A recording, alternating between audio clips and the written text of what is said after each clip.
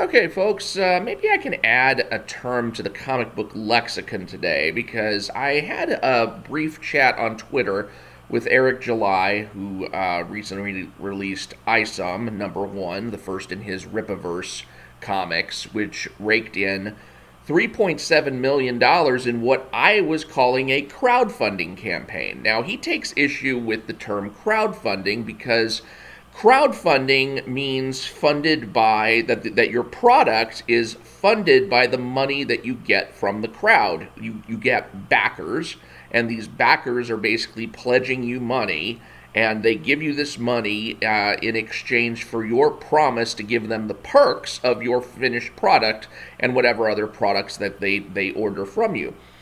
But these products are not necessarily ready to go. They are perhaps just theoretical at that point, and they are basically giving you their money with the knowledge in advance that you do not have any product in hand yet. Now, Eric July, when he did his ISOM #1 campaign, that wasn't the case. He had all of his product, at least I assume digitally, if not in actual print. It was all complete. The lettering was done, the coloring was done, the writing, the art, everything that would go into making up the book is complete. Now, I don't know if he had proof copies done and he had brought it to that stage. Maybe so. You'd have to get the details from him on that. But in his mind, at least, he had his product in hand, and it was just a matter of collecting orders at that point. So he takes issue with calling his ISOM #1 campaign a crowdfunding campaign, even though it has all the earmarks and hallmarks and look and feel of a crowdfunding campaign. For one thing, it had a goal in mind. He set a goal of $100,000 and wound up getting quite a bit more than that, 370 times more than the goal. But he also had stretch goals going up to $1 million. And he, even though the backers were called purchasers, you kind of just got the idea that this was basically the same thing. So, from the reader's perspective, I would feel that there's really no difference between what he's calling a pre-order campaign and what I would call a crowdfunded campaign. So I don't see any particular 6 of one, half a dozen of the other, calling it a crowdfunded book. But because he had paid everything out of his own money up front and had things ready to go before he ever collected a dollar from his audience, or from all the people who applied through his website to buy his product, he takes issue with the term crowdfunding. And I can kind of understand that. I mean, to me, like I said, it's a little bit of quibbling, but technically he is correct. I mean, if you've got your product in hand, you are not asking people for help creating your product, which is basically what crowdfunding does. Moreover, the way that crowdfunding is set up, when a user pledges to pay, that payment is really in the form of a donation. It's not really a sale. A sale, which is what you make during a pre-order campaign, is basically saying you're going to have the product and I am giving you money in exchange for that product. What the donation of a crowdfunding campaign is, it's actually kind of an act of charity. It's basically saying I am going to give you this money in the expectation that you are going to provide me a product in return, but the fact is you don't actually have to. And I think there have actually been creators who have taken the money and run, which is a real risk of crowdfunding. I think there was a guy who maybe got I don't remember the actual amount, but I think it was for a comic book project of some sort, either that or maybe it was for an album. And then he just basically said, well, thanks for the money, I'm just going to go ahead and take this and do something else with my life.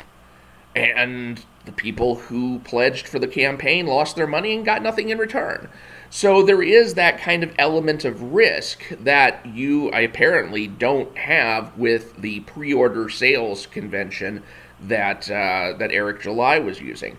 So what do we call these two kinds of comics where we have crowdfunding and where we have pre-orders on the other hand, because of course the pre-order thing doesn't necessarily have to happen. You could actually have the comic book pre-printed already. Maybe you print 50,000 copies in expectation that you're going to sell 50,000 copies, and so go for it.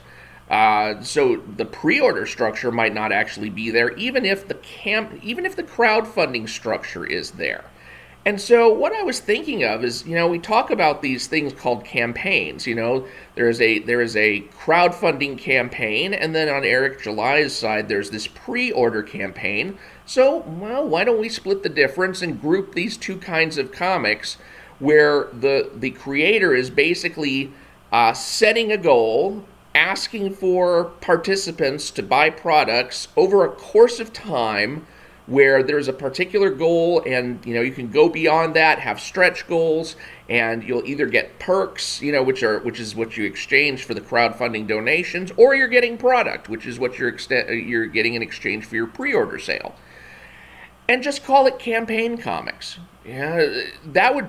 I've been the reason I'm coming up with that term campaign comics is because I've been having to use the term independent comics.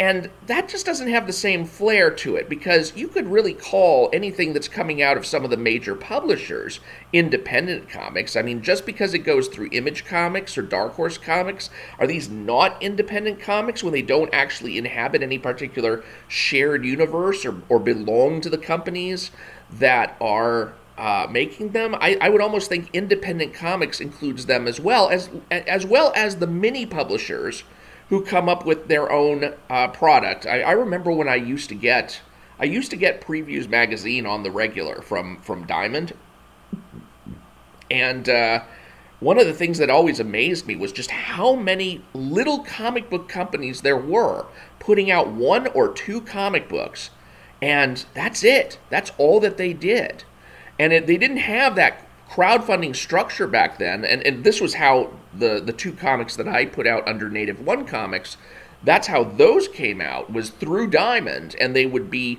solicited through there, and we'd get orders through there, and print copies to send out to the people who bought it.